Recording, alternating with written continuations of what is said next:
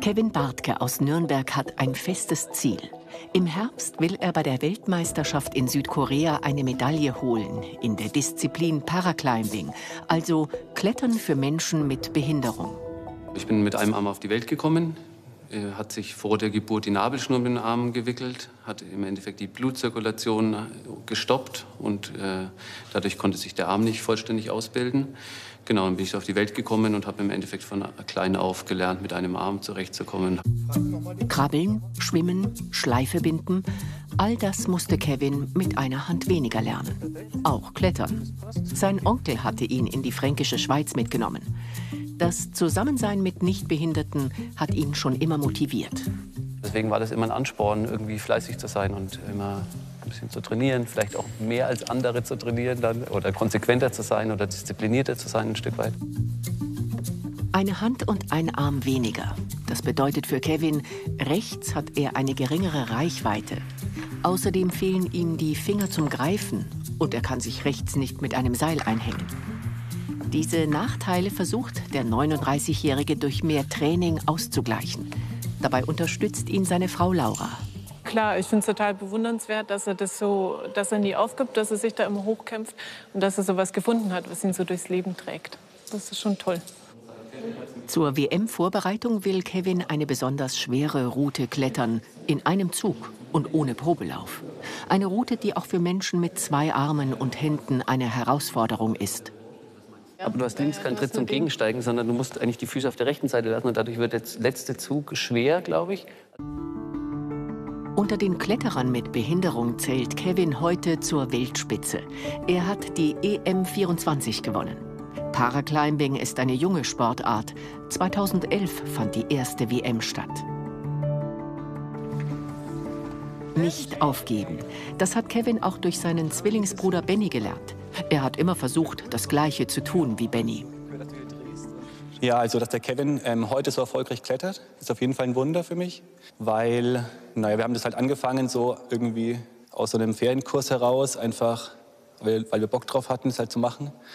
Und dann wurde es halt zu diesem Leistungssport von Kevin, aber ohne dadurch verbissen zu werden. Das finde ich vor allem sehr schön.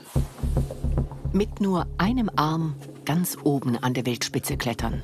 Dieses Wunder gelingt Kevin Bartke zum einen durch mentale Stärke, Disziplin und Ausdauer. Aber auch dank treuer Wegbegleiter, seiner Familie und Freunde, die ihn immer wieder ermutigen. Geschafft. Mit 14 hat Kevin den ersten Kletterkurs besucht. Damals hat ihn der Trainer einfach mitmachen lassen. Ihm ist er immer noch verbunden. Er erreicht ihn beim Skifahren.